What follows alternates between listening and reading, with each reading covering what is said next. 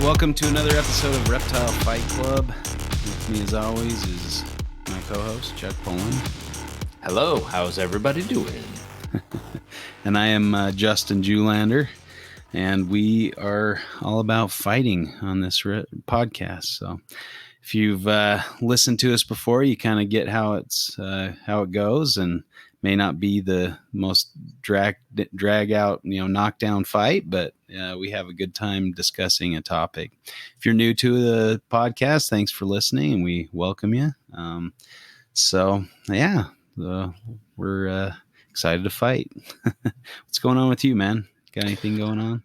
Let's see what's going on with me. So I've got I got some more Grandis eggs. I've got five eggs in the incubator again. So it just some come out, some go in, some come out, some go in. So that's a nice steady thing. Geckos are kind of like clockwork, right? Yeah, you almost set your watch to their clutches. Yeah. So just trying to. I've got my standing eye are to the point where I have like 5 females and I have one really big male, and he's good size. And so I'm just trying to get those females up a little bit bigger before I start doing introductions, but that should be pretty prolific once it gets going. I'm excited about that. I really want to produce standing eye. They're super of Phelsuma.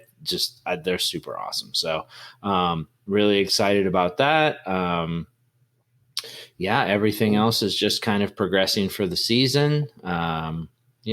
Same old. How about you, dude? Yeah, just trying to get all this year's babies feeding. I've got a couple shows coming up. The Reptilian Nation Expo is coming up at the end of the month here, so that'll be kind of fun. It's a new show in the area, so I'll be curious to see how that one turns out. And then we've got the tried and true Wasatch Reptile Expo coming up in October. So should be fun. If you're in the Utah area, come see. Is that big? Is that really big, or how? I mean, is that the biggest? I mean, it's compared to what, it's the only show in Utah really that's had much staying power, and it's been going on for a long time. Well, I've never been to a Utah reptile show, so I'm not sure. But I mean, are they? I mean, obviously, probably not NARBC big, but probably decent size, or what? Yeah, we fill up kind of one of the buildings at the fairgrounds. So, I mean, I'm trying to think of how many vendors. There's quite a few. I mean, it's fun. I mean, it's nowhere near an NARBC show, but it's definitely a pretty good sized reptile show. You can spend a few hours there, no problem. I like it most just to kind of catch up with some of the local breeders and keepers in the area that you see them once or twice a year, and usually at a reptile expo, unless you go out herping with them or something. So it's kind of fun from that point of view, just not necessarily to just sell my animals, but also to see some of the people in the area. Yeah, we've got the Reptile Super Show coming up here in San Diego, so in September. So I'm going. I gotta get back to a reptile show. I feel like I'm going crazy. Right. COVID. When did we vend that one? It's been a while, hasn't it? That was up north, wasn't it? That was in that was in Pomona, wasn't it? Pomona. That's the big. That was the big. As far as super shows goes, that's like the big super show. That was a fun show. I really enjoyed it. It was, and it was a good show. I like that venue, and the super show in San Diego is good. It's just not. It's not quite Pomona. You just don't quite get the same draw, I don't think. But still, I'm happy to just get back to a reptile show, for Christ's sake. So I'd like to start vending some of those shows down in California again, just to have an excuse to get down, hang out with you, and come on down, dude. Man. You can stay at Hotel Julander, or you can stay at Hotel Poland. Either way you want to do it, man. Yeah, it's good times. But yeah, I enjoy those shows. I like going to a reptile show and vending a show. Me too, man. I it's weird for people who are like, I'm over reptiles. I'm like, really? Like, I mean, that's kind of the, I mean, it is nice to peruse the tables, but just chatting people up and meeting people and, that's good, man. It's so nice. And the Wasatch Show was one of the few that was going. I know there were people driving up from California just to get to a reptile show because everything was shut down in California. Yeah. They weren't, going back, and we're a pretty red state, so they don't. Yeah, don't damn care you, much Gavin Newsom. no, here in No, I Utah. know. Yeah, In California, that's what I'm saying. because yeah, Gavin Newsom's on the gotcha. outs in California. He's not very well liked. Yeah. Yeah. He got quite a bit of bad publicity over COVID. So yeah. Otherwise, just working with my stuff, trying to get it to feed, trying to get stuff, keep everything happy and healthy, and yeah, it's sweet, fun working with reptiles. Yes, sir. I guess that's why we're all in this. But yeah, cool. Well, you ready to fight? Do we want to start our topic now? Sure. Let's do this. We're going to be talking about a controversial subject, the social media and the new up and coming reptile keepers, new people in the hobby coming in kind of through the social media side or YouTube or that kind of stuff. And, so the idea of whether that's a good thing or a bad thing. Yeah. Kind of pros and cons. You hear a lot of people kind of complain about that. Oh, these newbies coming in, they get all their knowledge from a YouTube video and then they think they're an expert. I don't know. I've seen a lot of kind of good up and coming, keepers, and I don't necessarily think that's all necessarily a bad thing. So we'll kind of talk about the pros and cons and some of the things to maybe avoid if you're new to the hobby and you've come in this day and age. It's a little tricky to navigate, and you got all these ornery old guys like Chuck that's going to complain about all the rapscallions on his yard, Get off my yard, you damn kids. I feel like you knew what was going on in my head. You knew. I can read you like a book, man. Man, that's amazing. That's amazing. See, people, that's true friendship. That's true friendship. Right there. Well, my youngest kid, she made a little like mock podcast where she like interviewed her sister and her mom, and she interviewed me, and it was like she's calling it, the people of what was it, like the faces of the reptile world, or reptile fans or something like that. And so she interviewed me and asked me like all these questions about when I started keeping and why I enjoy it and stuff. So she's a little podcaster in the making. Her mom won't That's let her awesome. have like a YouTube channel, but she's very creative, and she's just like all about, she's trying to learn scientific names. She's kind of asked me if she could keep some of the, have some of the snakes in the collection. So I let her kind of put her name on some of my holdbacks, and she's been taking care of those. And so it's really fun to see her get excited about it, because my other kids were, excited about maybe showing them to their class, but they never really got into it, enough to come out and help in the reptile room. My son, my oldest kid, Jake, he would help out in the mouse room, but I was paying him, and he didn't really enjoy it that much. I think it might have pushed him away from keeping reptiles more than anything, but he kept a few growing up, and all the kids have had some kind of pet or another. So, it's a little tricky this day and age. And, I remember, I guess we can save that for the discussion. I won't get into it too much here, but let's go ahead with the coin toss, and let's have you lose real quick so we can. Hold on. I haven't even thought about what side I want to take here. Yeah. Okay. Well. All right. Let's go. I got it. Here we go. I'm going to show you. I guess I'm the crotchety old man, so the side it should be natural. I don't know why I'm debating this. Yeah. Okay, all right. Ready? I'm calling heads. Oh my goodness. Yeah, the week I decided to show you. People, he showed it to me, so it is legit. It is legit. Yeah. Not to say the previous ones weren't legit, but you won fair and square this time, and I showed you. Okay. Oh man, what am I gonna? How does it feel? How does it feel? I don't know how to feel right now. I'm rushed with emotion and confusion. And isn't it a good feeling, man? I'm kind of used to it, so it's kind of second nature to me. This is how the other half lives. I got it. Yeah, I'm feeling a little. The bitterness is rising. I'm a little angry that I lost it. No. Well, and you know what? Take that times. I don't know how many podcasts we've done. I've won one coin toss. So that's however many that is, that's how bitter I am. Yeah. I'm very happy for you. This Yeah. is a big day for you. So. No, it is a big day. It is. It truly is. And I hope everybody out there will help me celebrate in, my one win and freaking however long that is. But no, it doesn't mean I'm going to take it easy on you with this discussion. I know you're not. I know you're not. Right. No, Well, I mean, I feel like you probably have reasons not to take it easy on me, but that's fine. That's fine. I wouldn't want you to show up at anything less than your best. All right. So you going crotchety old man, or are you going? Yeah. I'll take crotchety old man. Okay, yeah. okay. I feel like that's good. Yeah. I'll take it. Yeah. Well, that's fine. And Get off my lawn. I think I've got you by a few. Aren't I older than you? How old are you?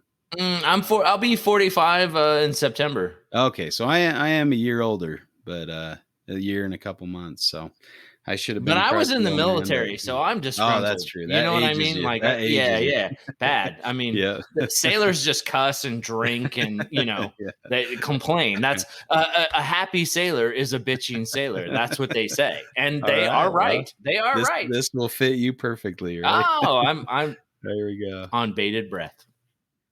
Okay, well, I don't know why I'm going to ask this, but do you want to go first, or are you going to defer? Are you so happy with your win, or are you going to chuck it? Okay, you're going to chuck it over to me. It's chucked. See what I did there? You see what I'm sure you've never heard any of those kind of jokes. All right. Hey, chuck it, man. That's awesome. Yeah, you're going to chuck it over. All right, here we go. I'll try to give us a start here. So, why is people coming in on social media a good thing? So back in my day, we had to go to a library and hope that they had something that contained information on some of the species we were excited about or interested in, and so it was a struggle, and I spent a lot of time, like anytime we'd go to a university or something like that, I'd hurry and run in and go down and find the reptile section and try to find what I could find in regards to reptiles. So I got pretty good at going to libraries, but I was a little disappointed in most of the collections, and I couldn't really find much what I wanted to find. And so today, in these days, we have the internet, we have knowledge at the touch of the tip of our fingers, in our pockets, on our phones. We can access information very readily and very easily. So if you're interested in something and you want to know about it, you can go straight to it. So I think, people these days have a benefit. That's really an advantage to learning about a new species or getting into reptiles. You can learn so much very quickly in a lot of instances. So I think that's probably the biggest pro of being a newbie in the hobby these days, is just the ready access of information. So I think people coming into the hobby are in a good place, and some of it is frankly kind of spoon fed. They get a lot of information from videos and from different care sheets or online, just asking, hey, tell me about this species. And there's people all around that have interest in those species and can share information or can share pictures. And so it's almost something when I was searching through the basement of a library would have been very appreciative of, I think. So that's kind of how I'd started out. Yeah.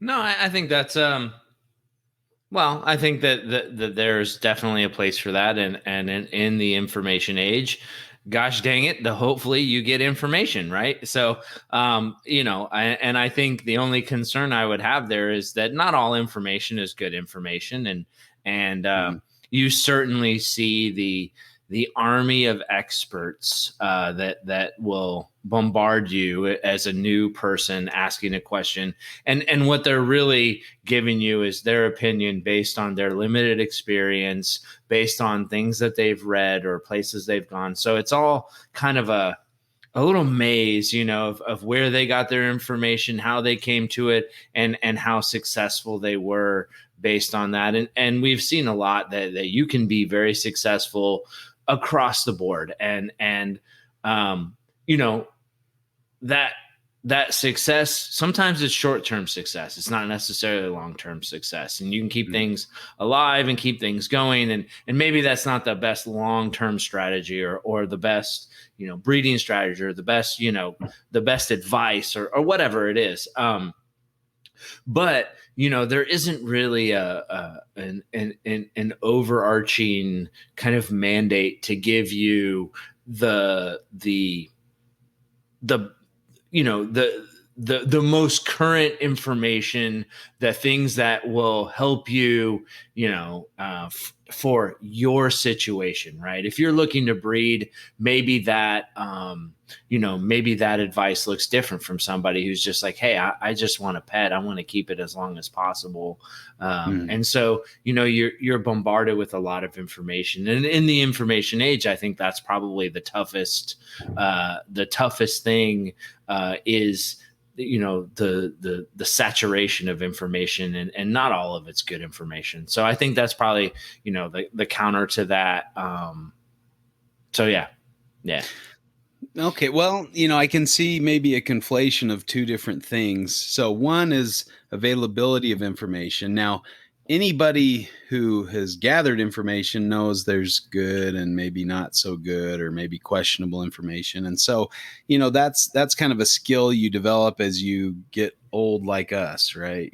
you learn how to weed through good and bad information. So that's, something I would advise new keepers. As you're coming in, there is a lot of information, but there's a lot of good information. And frankly, in the books and articles published when I was younger, there's a lot of bad information in that too. So it's not like it's any different. Maybe, the volume of stuff you have to go through. Yeah, people might get a little overburdened with how much information there is. But if you're really excited and passionate about a species, I don't know that there can be too much information. If you're really excited about a certain reptile you saw, frankly, that's what drove me to write books. Is, I like the species that I was, these species I was interested in and wanted to learn more about them. And as I, read as much as I could get my grubby little hands on, I just kind of built that information. I thought, that'd be nice to share this. And so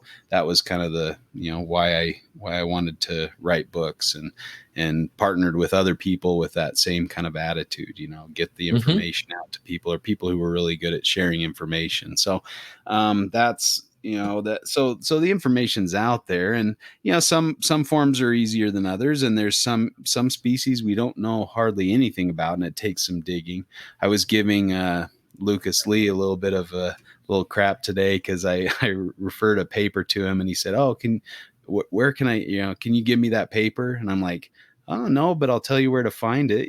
I'll teach you how to fish, and you can go fish yourself." I had it right in my computer. I could have easily have just attached it to an email and sent it over to him, but I thought, let him figure out how to find this thing. And he found it on, I think it was Reptile's website. That's where he found the link to it. So, it was fairly easy to find for him. And it was an older paper, 1990. So I knew he could probably find it. And then if he couldn't, I'd of course send it over to him. But, I think we kind of have a little bit of a responsibility, kind of teach people how to find information and how to think through information and process information. And I hope this podcast is part of that, kind of thinking about both sides of an issue, and not just hearing the first thing on a subject and saying, okay, well, that's my side, and I'm going to defend that till I die. You can think about the complexity of different issues, and think about, how two-sided every argument might be.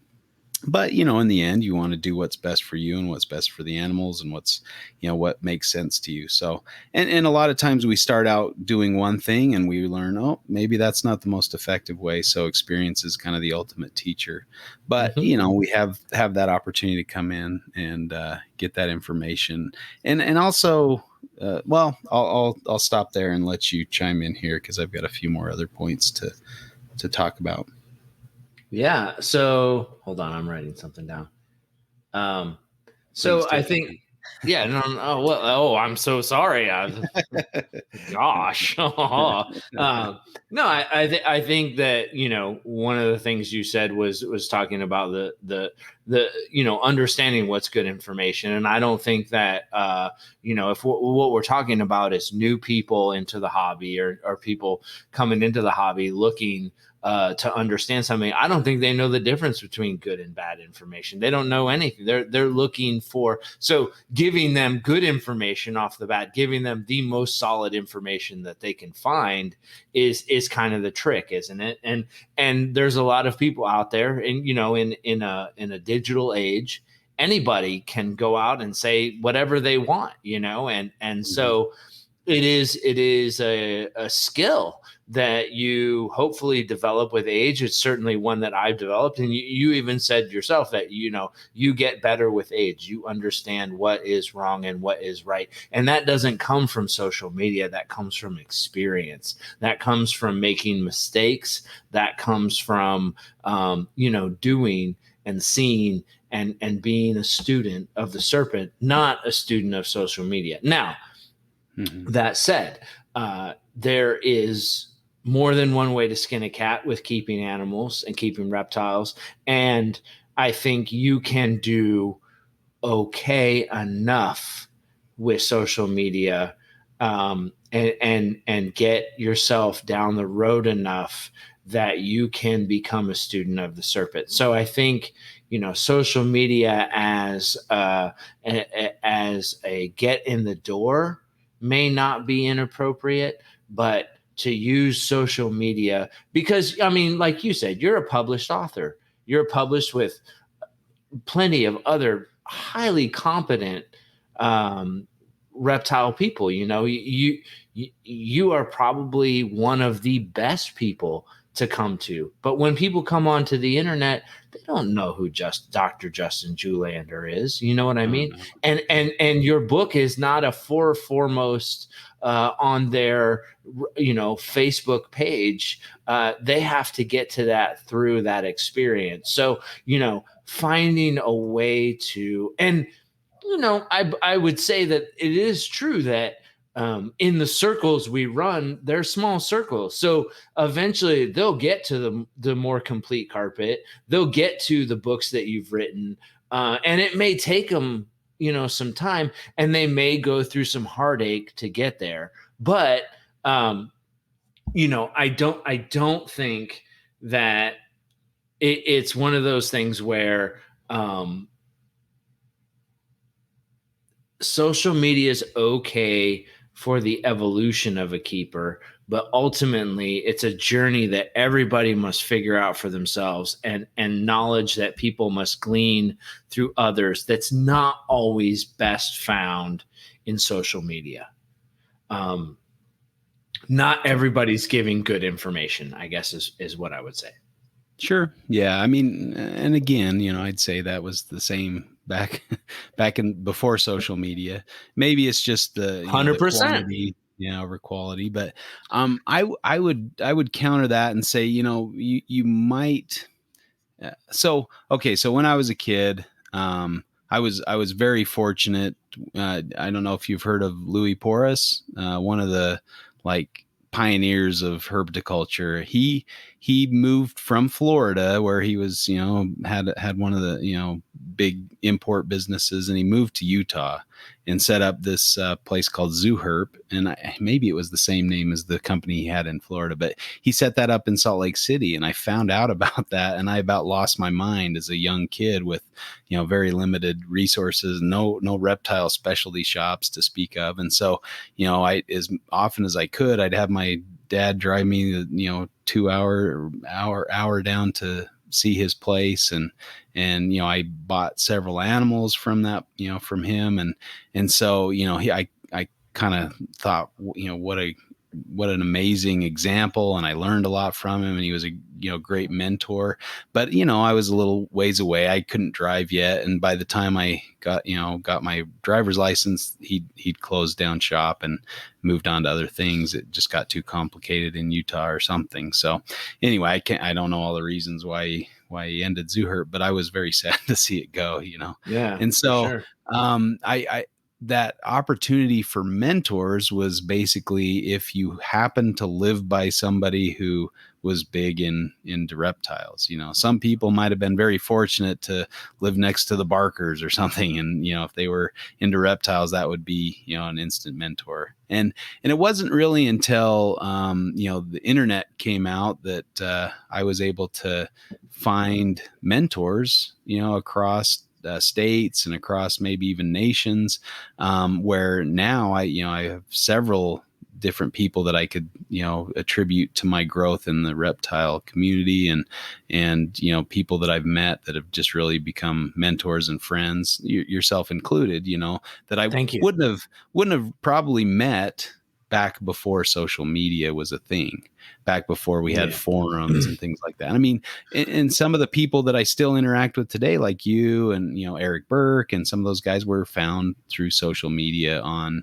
the Morelia Pythons forum, Nick Mutton, all these guys. And I guess I'm kind of a wackadoo because I don't and it is. I mean, MP forum was social media. I don't consider it social media as we see social media today.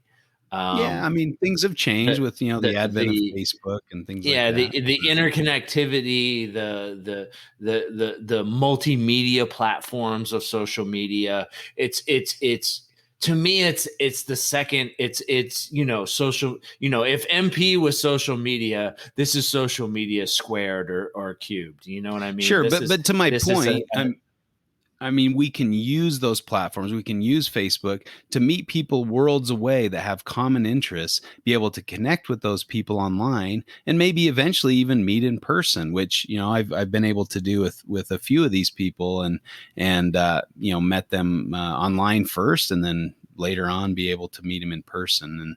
And it's been really a huge benefit, of social media to my reptile career, and to be able to interact with these people that have common interests and common passions. And a huge pro, in my opinion. Yeah. I mean, and undoubtedly, social media gives us a connectivity that we didn't have prior, or the increase in connectivity is only growing, and that is, you're right. That is an undeniable benefit of social media, but not everybody. So when you connect more people, when you create a deeper, more saturated network of reptile people, that is more and more for the new, unassuming, lamb of the reptile industry coming in to have to sift through. And that's kind of a tougher bill. You know what I mean? And in our age, it was I don't want to say it was simpler. And I knew the carpet people, I knew the movers, the shakers. I knew, who, it was boiled down for me a little bit. And I feel like, sure, with a little bit with modern social media, gosh, if I didn't know my head from my ass, I might have a hard time. And I think that's probably, the big issue with modern social media is trying to navigate your way. And I was lucky, man. MP made me, it put me in the right spot at the right time with the right people. And those are people I still associate with to this day because it was so awesome and so special and so amazing. And when I navigate social media these days, I don't find that same thing that I found back then. It's harder for me. I have to discern that. And I'll be honest, I don't really associate that much with other reptile people other than the ones I knew from back in the day. And until we started doing this podcast and I started meeting those people in a, in kind of a social media broadcast setting, realizing, these guys are amazing. These guys have this or that to say. And so, I guess my point is it's so much harder to filter where I don't know why it was easier for me to filter back in the day. And maybe it was just the simple fact that it was all right there, and it all happened in word, and you saw it over and over, and the community was small. But now it's exponentially bigger, and it's so much harder to kind of, it's so much more saturated. It's harder to interface with single individuals. Okay, Boomer. All right. Whoa. I told you my spot was get off my lawn. So yeah, Yeah. boomer here. And I am not a boomer, by the way. My mom is a I know. boomer, okay? Joe Biden is a boomer. Donald Trump is a boomer. I, I sir, just am not a boomer. I just had to throw that in. I'm surprised I even know that, but no, I mean, we had to do the same thing back then, and that's why you're not friends with Masterful Poopsie to this day, whoever that was, Wrong, or are you? wrong, You are. wrong. Wait, who He was is the on guy my that Facebook page. who was the guy that had Fluffy the snake? I can't remember that guy's Oh, name. Anyway, yeah. Dan. Oh, I That's hate pretty good if myself you for remember he that, had but lawn furniture. That yeah, shit yeah, was yep, yeah. amazing. Like that was the deepest troll. Like that was Chris Behoff Yeah. troll. Like before Pro Chris level Behoff beehive. ever, Yeah. yes, dude. Before Behoff ever even knew about the troll. Like Yeah. that guy had. Damn, what was his name, dude? That Yeah. that snake So got so famous. Like yeah, yeah. He had like doll furniture in his cage. I mean, yeah. man, that snake came from me. I'm a little Are ashamed to you say he bought that serious? jungle from me. Yeah. Oh my God. I So did not that's know kind we of had funny. you to thank for all of that. Yeah. So anyway, I mean, You we never we had to. divulged that. Well, do you blame me? I didn't want to In the necessarily end, have that. yes, I Yeah. do. In the end, Okay. I would have Well, I'm liked to have divulging it known that. now, so now you All know. right, all right, all All right. right.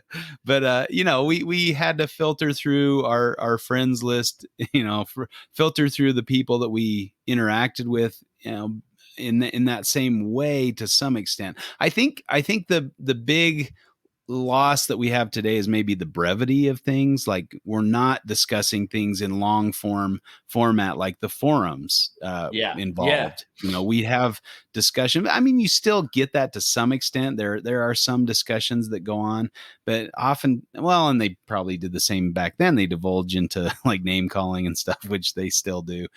So that we do have to kind of navigate through social media and kind of find our people, find those people we align with and have common goals and ideals with. And so that hasn't changed. Maybe there's more people out there and more, people to sift through, but you can still find your people, I guess. You can still find those people who are passionate about the things you keep. Now, and again, I definitely think that's a way to connect with people that you would never come in contact with otherwise. You might hear about them somehow, or and back in the day, it was kind of tricky to locate people with that common passion that we had. You almost thought you were the only one because you didn't know very many herp people.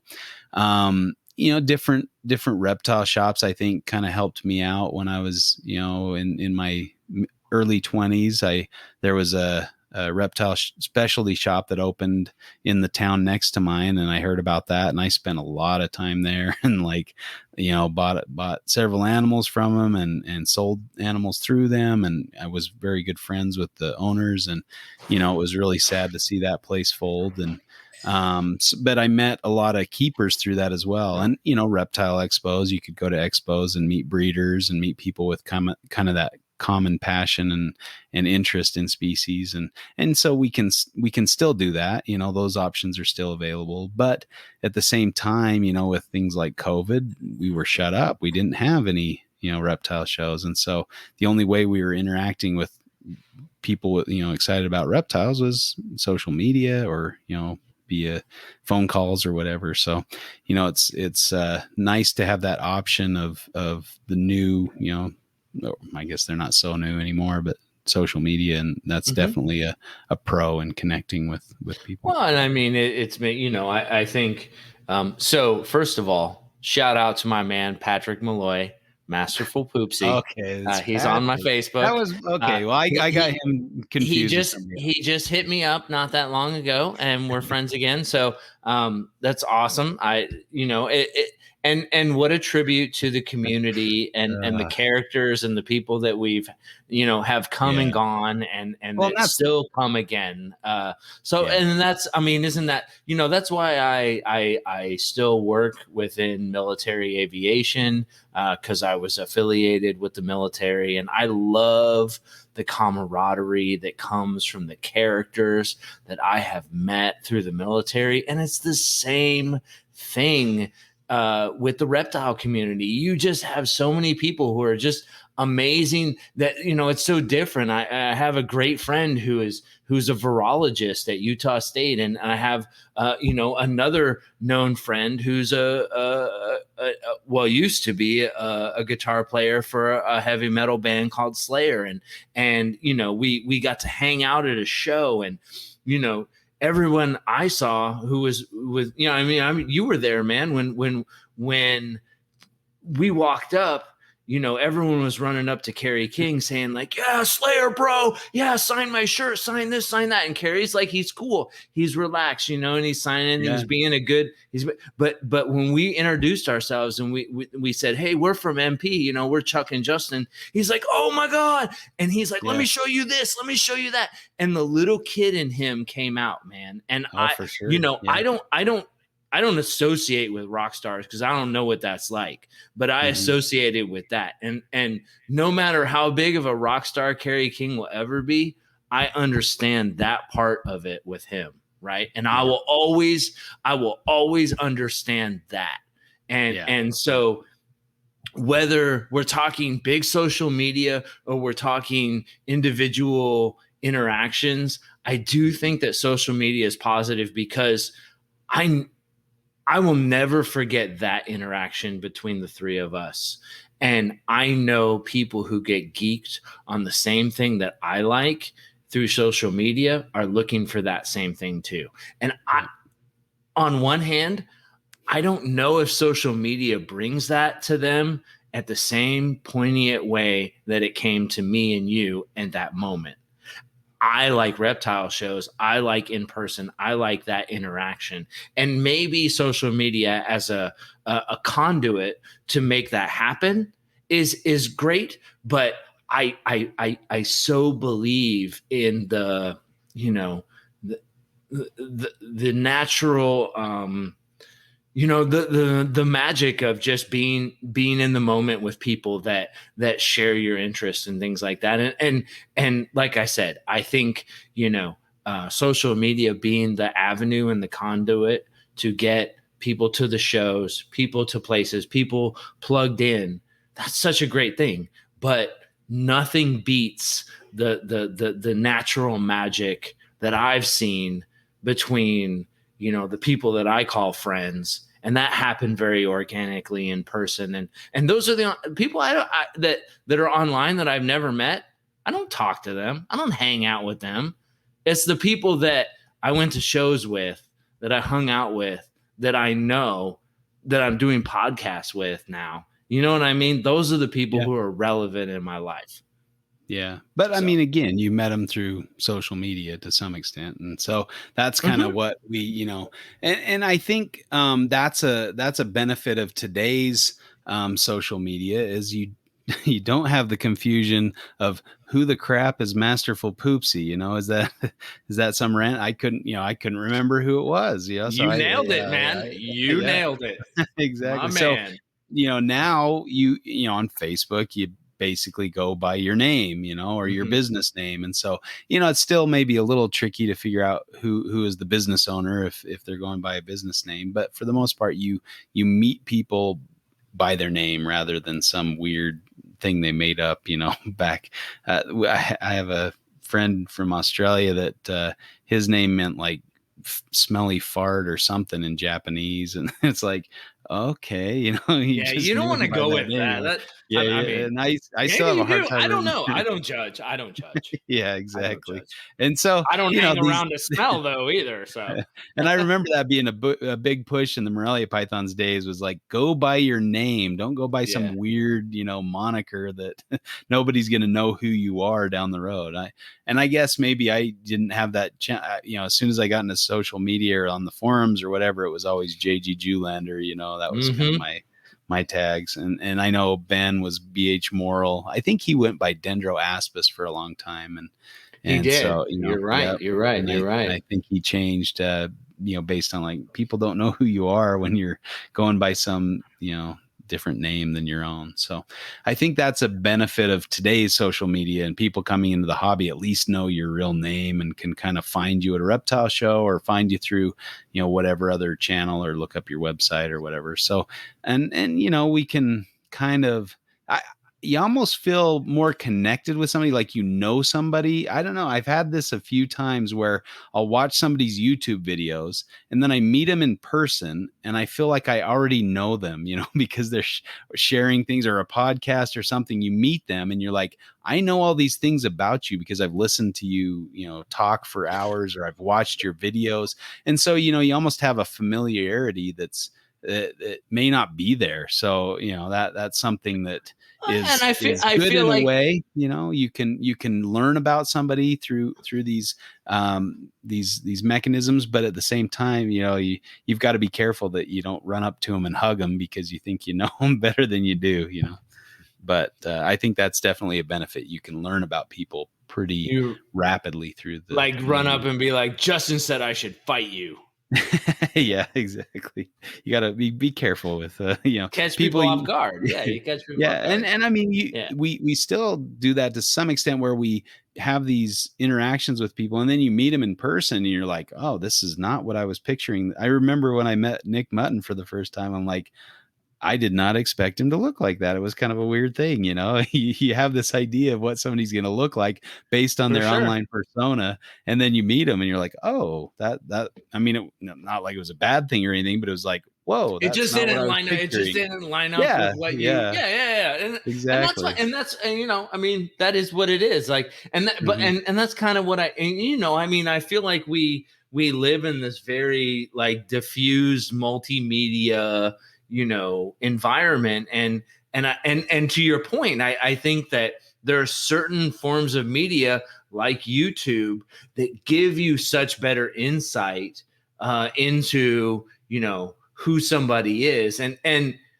it's kind of weird too because you go to Facebook and you know you have I have really good friends who put out political stuff that's kind of like, man, I don't agree with that, but I'm really really really good friends with that person, and when we're talking, that doesn't line up with Hmm. with the person that I know. So it's weird, and it's Yeah. okay. I let that go because ultimately our friendship and what the things we have in common and the things that I care about that person for are bigger than any kind of like, I didn't see that coming or whatever. Like Yeah. sometimes, man, you got to let that shit go. And there's people who are like, oh, that person said this, they're gone off my social. Look, that's how people live in echo chambers. And Yeah. this is not about an echo chamber. And to the point of this podcast, I hope that everybody listening will not live in an echo chamber, that they will take ideas that are not their own, that they will hear other points, they will take other positions, and they will say, oh, I see that for what it is. Here's why I don't agree with that, but Hmm. I understand where that person's coming from, because Sure. I think that's another detractor of social media is people just insulate themselves with people who look, sound, or talk exactly like they do. And Yeah. that is so not the point. That is the exact opposite um, fringe benefit of social media, right? And I think that it's easy to do. You have a fucking button where you're like block, Yeah. done. you know, and it's hard to hear. And dude, I get it, because I've had people who've grated on my last nerve about stuff that I'm probably no longer friends with, that probably in the grand scheme of things I just need to move past and say, hey, I don't agree with that. Here's why I don't agree with that. You know, don't throw that shit on my page like that anymore, or whatever. You know what I mean? But I Yeah. didn't. I was like, I'm over it. I'm done. And Yeah. Yeah. now I've shortened my, my sphere of influence, where I could benefit. And I think that's definitely a potential positive and negative of social media, and I think it's too easy. And I especially think in our culture of division today, it's really, really easy for people to just hit that block or that pause button, and you're out. You know what I mean? And Yeah. And again, I mean, are we conflating two different issues? I think, obviously there's some issues that are surrounding us, but we have so many more benefits or potential benefits than we did 20, 30 years ago. absolutely. And so we need to kind of yeah, you might need to take a break from somebody that's just driving you nuts with all their political posts or something, and or just say, hey, this might be blasphemy, but I met Carrie as a reptile keeper first, and after he actually contacted Ben and bought some snakes from us. And I hadn't really, I'd heard of Slayer, but I'd never listened to their music. And so after he said, oh yeah, Kerry King called and, he's from Slayer. And I'm like, and so I checked out their music, and frankly, it's not my thing, so, and I went, Kerry was in town playing in Utah. And so I said, hey, I'll come hang out or say hello to you or something. And he got me into the show for free. And so I went and listened to Slayer, and it's just not my cup of tea. I wasn't that excited about it, but I was excited to go chat with Carrie about snakes after the show, And so I saw a few reptile friends there, and they're like, oh, I didn't know you like Slayer. I'm like, oh, well, he keeps carpet pythons, so that's why I'm here. I want to go chat carpet pythons with him, because it was a rare opportunity to maybe chat with him. He's so busy at the shows, but and the guy is just he's so awesome, just a nice guy. Heidi, my wife, came to one of the NARBC shows in Anaheim, and she was walking in looking for me, and she had our one of our kids with her, and who was a toddler, and so she was like, she didn't know where to go, and Carrie saw her, and he's like, oh, are you Justin's wife? And she's like, yeah. And he's like, here, let me take you to his table, and he walked her over to my table. Just a class act guy all the way. So I appreciate him from a lot more aspects than just Slayer, and I see a lot of fanboys, of course, going over, hey, Slayer, you're Slayer, that kind of thing. I like him because he's a cool guy and he likes carpet pythons, not necessarily because he's in a famous band. And it's interesting. I'm a metalhead. I love metal. I like, and oh yeah, and you're a big Slayer fan, right? I like, dude, yeah, I definitely am a huge Slayer fan, and but I don't in I man, how do I say this? Like I don't get off on the fanboy of the fame of I mean, I appreciate Carrie as a metal guitarist. I love, but I go back to that moment where I found that commonality between him and I of geeking out like little kids when he was pulling deli cups. Check this shit out. Like, oh my God, look at this fucking thing, and that was something that I know I know he all had in common. And anybody who's listening to this right now, who's geeked out about carpets, is like, I know exactly what you're fucking talking about. Right. Yeah. That's what I get. And that's and I don't, going back to the topic, and we keep going back to this, but I don't get that off of social media. Now, does it allow me an avenue to more people who I can find who are like that? Yes. But where does that magic happen? That magic happens in the moment for me, or maybe on this podcast a little. but I would say I wouldn't have necessarily had that opportunity to get to know him outside of Slayer, other than through social media, through the forums, through him contacting us because he saw what carpet pythons we produced, So I think, that opportunity came about I will because of definitely social concede that media. point. I will Yeah. definitely concede that point. So that, another benefit. Now, I really like the interconnectivity of, all the scientific articles with being able to share that easily on social media. I think we can. Yeah, man, but hold on. I don't Uh, see that. I mean, you I'm don't? saying no, I Oh, don't. I really don't. I don't see and hey, listen, I am the get off my lawn, throw my fucking sandal at the kid guy. I get that. I get that. But I don't see a ton of, highly academic literature being circulated on social media. I'm not saying it doesn't happen, but as somebody who is more cursory to social media, I don't see that happen. So no, if I am more the surface, then mhm. you know, I I guess don't that's see my that necessarily with like my job. Most of my social media is reptile stuff, so I don't really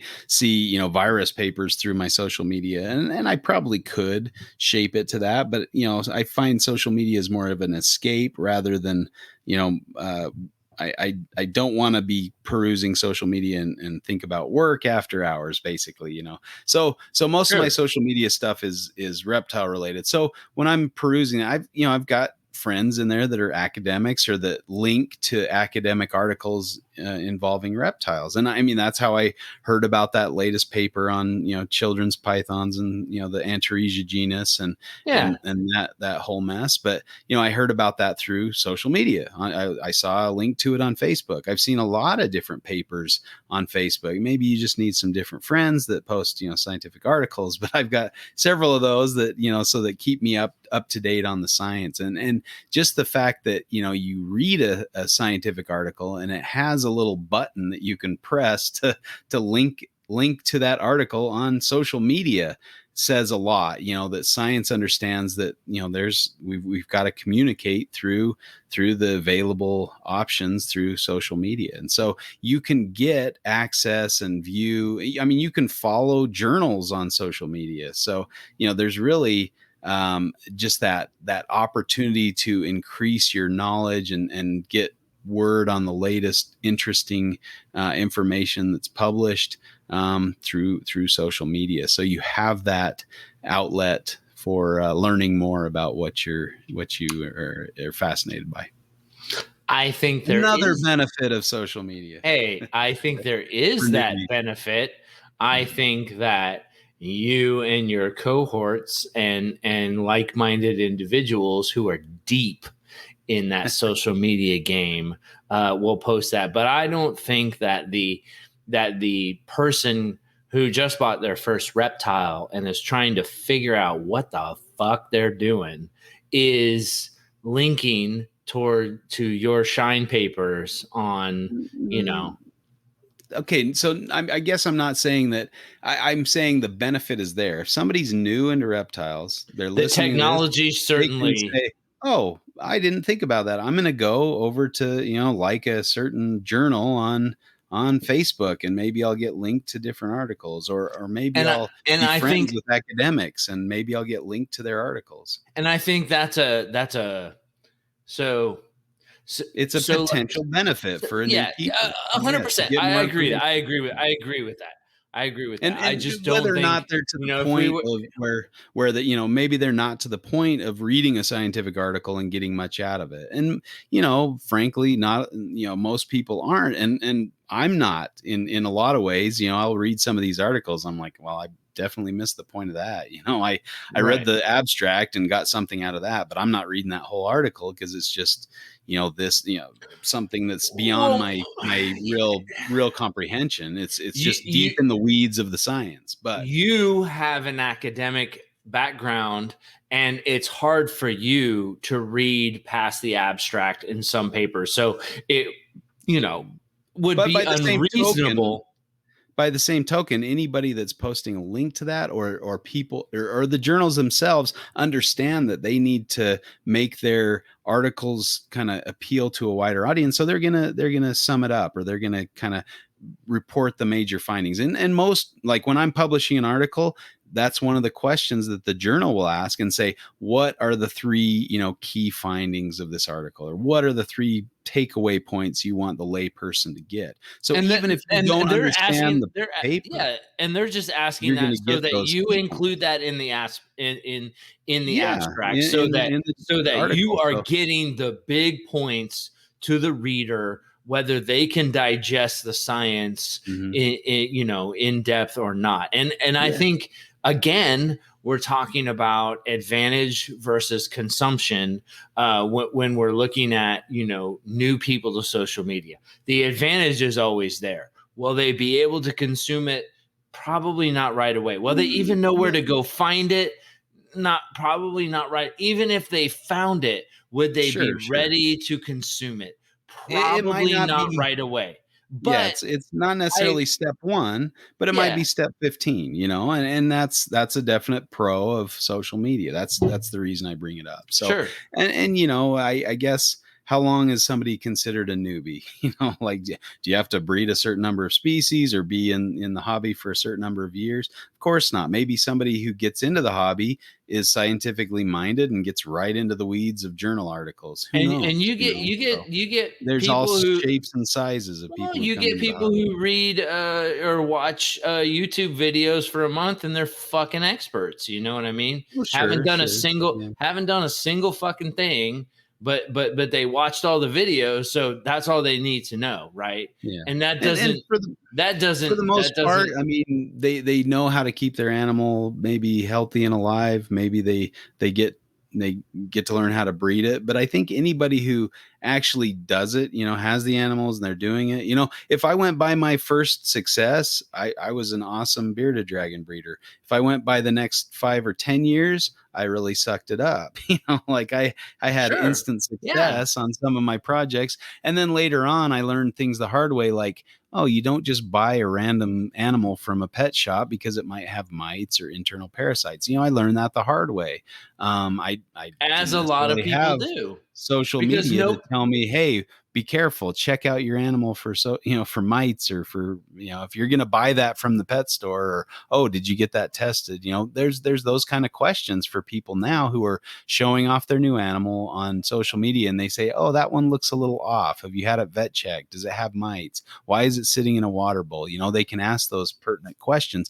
And if a new keeper is in tune and sees the benefit of that, they can say, oh, that's a good question, I'll have that checked out, or I'll look into that, or, and then they read up on it and maybe save themselves some heartache and hassle in the long run. So I'm just saying that I'll let you. benefit is there. I That will might be let in you. the I in the will let you fantasy roll with world, that. but No, no, no, no, no, yeah, no, no. yeah. I think that's out there. I don't think Hmm. that's when new people are coming in, and the multimedia that's geared to them. I don't necessarily think that that's um where it goes, but at the same time, that is out there. People can find that. If somebody hits on that about quarantine, or about snake mites, or about things they need to be careful about, that's certainly out there. So I'm not going to argue that Yeah. with you. Well, um, and there's no taking away experience either.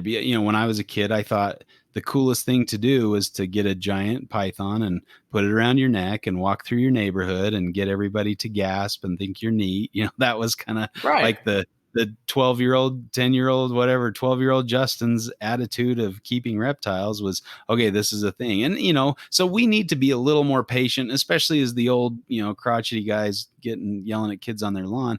We need to Get off understand my lawn. that we went through that too. We Sure. experienced that too, and Absolutely. we made those dumb mistakes, frankly, dumb mistakes as well. And so, we need to help guide them. Say, hey, maybe it's not the best idea to go out in public with your giant python, or maybe it's not the best idea to get a giant python in the first place.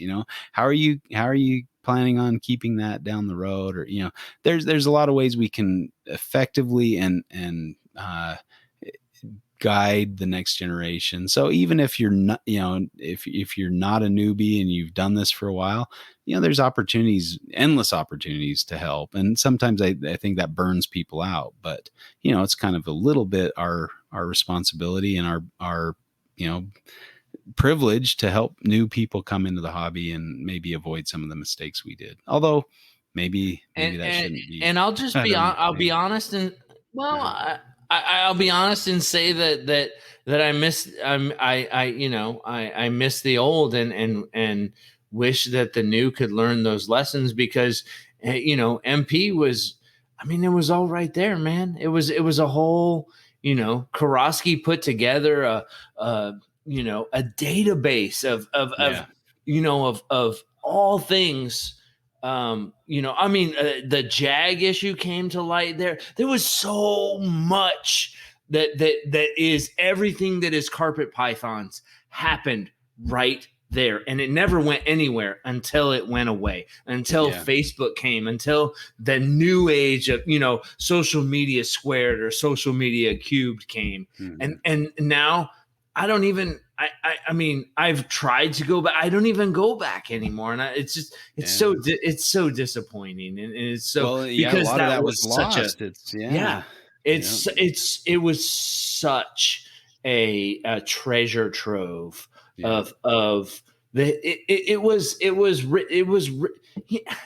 I guess I kind of feel like the advent of the advent of digital history is that it's carried so much longer than written history, right? But here we see it's not, and that's kind of my biggest beef with social media, is that as it gets better, it seems to get lost more. Good luck going back and finding something on Facebook that you saw 2 years ago. You know what I mean? 5 days ago. Yeah, it's really right. difficult. Exactly. Things get buried. No, that's the biggest con in my mind, is like you say, and there's no permanent record. But then again, you can't find the Morelia Python threads because they're gone too. They got lost as well. So it's not like unless you printed out your screen or something. But when Karosky was paying the bills and he was taking care of business, it was all intact. That was you could search and beautiful. I mean, it was that was an arc of carpet python information that we don't have anymore. We do not have that. One big loss of the current social media, disappearing information. And it is amazing.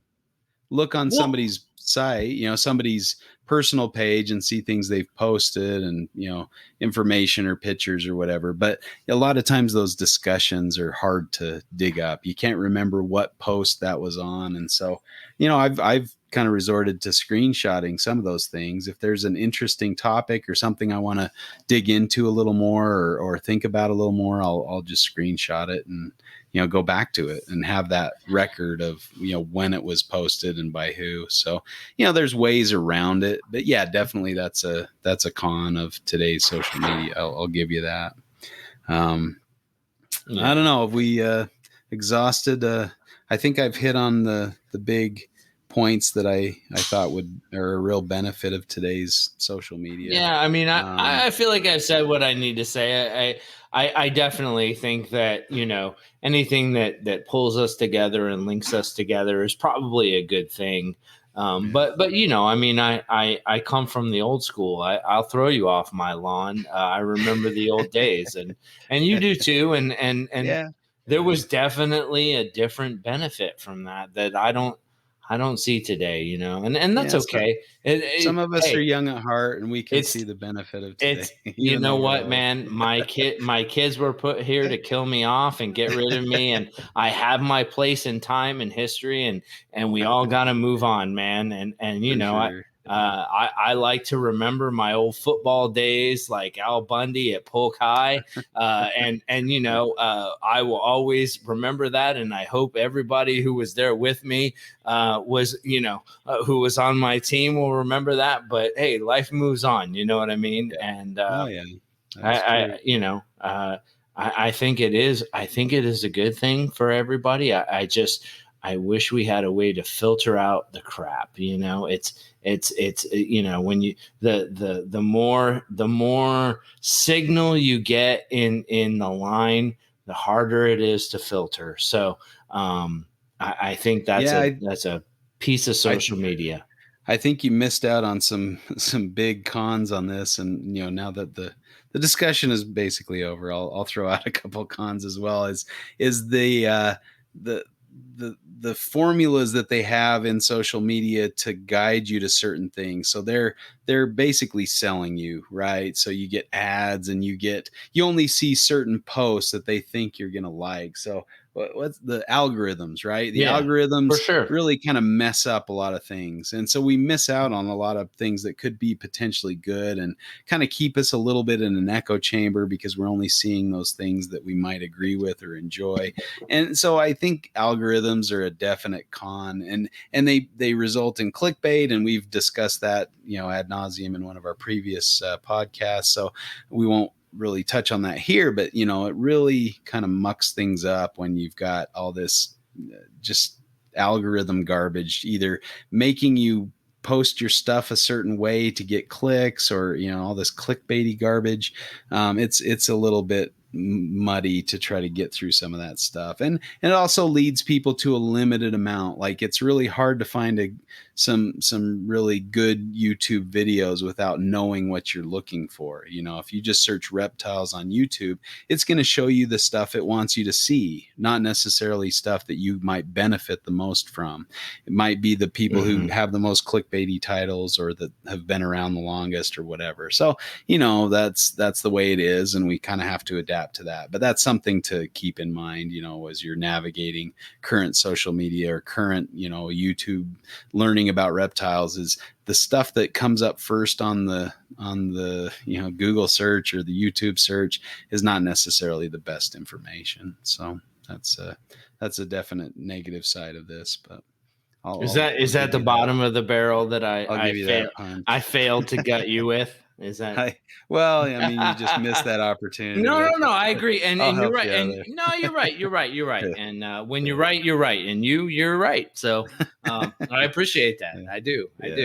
So obviously, there's a lot of benefits, but there's also a lot of pitfalls. And I think we've hit on some of those important ones. And if you're coming into the hobby, be aware of some of those things. Be proactive in avoiding some of the pitfalls, and learn, be able to connect with people who are in this for the right reasons, and who are doing good things in herpetoculture. And, you can have a lot of benefits from the current state of social media, and it will lead you to, I think our peripheral, or these kind of skin deep associations that we have online, can be much more meaningful if you're going to meet that person at a reptile show, or at a conference, or something like that, or just meet up with them to go herping. I met a couple really great herpers down in southern Utah that I only knew from online, and then I went down and herped with them, and they're the real deal. They're